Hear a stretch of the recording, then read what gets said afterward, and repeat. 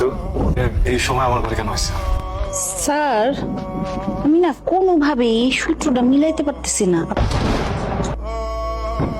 একটু তুলে বসুন। স্যার ঠান্ডা পড়তেছে স্যার, আমার তো ঠান্ডা পড়তেছে, ভয় লাগে স্যার, আমার একটু জ্বর ধরবেন। যেহেতু আপনি রুম থেকে বাইরে যান, আমার ঘর থেকে বেরোন যান। আরে স্যার এমন করতেছেন কেন? আপনি রুম থেকে বাইরে করতেছেন। আচ্ছা স্যার আপনার কিছু করা লাগবে না, আমি করতে যেহেতু আপনি কি করতেছেন?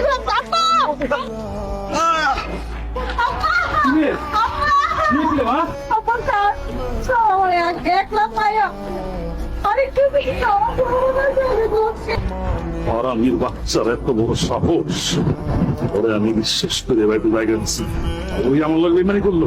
তবে যা আমার লোক ধরে নিয়ে আয়, আজকে বাড়িতে বাড়ি করে যা। এত সহজে তো ছাড়া যাবে না, এই বাড়ির মায়ের গায়ে হাত এত সহজে তো ছাড়া যাবে না। কালকে সকালে 40 টাকা লাগবে, সেই 40 গ্রামের মানুষের সামনে গলা দিতে পারবো না, দিতে আমরা বের করি কত বড় চল সেই বাড়ির মায়ের গায়ে। যা কথা কম যা।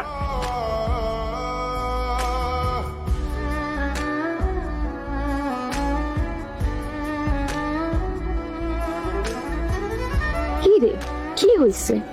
তোর কি শরীর খারাপ নাকি মন খারাপ? আমি মনে হয় অনেক বড় একটা অন্যায় করে ফেলছি রে। মানুষটারে না এতটা অপমান অপদস্থ করাটা উচিত হয়নি, খুব খারাপ একটা কাজ করে ফেলছি। থাক এসব বাদ দে, তুই যা চাইছিলি তাই তো হয়েছে। দিন শেষে তো তুই জয়ের হাসি আসি। না রে, মনে হইতেছে আমি আসলে হাইরে গেছি। মানুষটারে কত মারলো সবাই মিলা, কত কিছু করলো, কত কষ্ট পাইলো। একবারের জন্য কিন্তু কয় নাই যে সে নির্দোষ, তার কোনো দোষ নেই।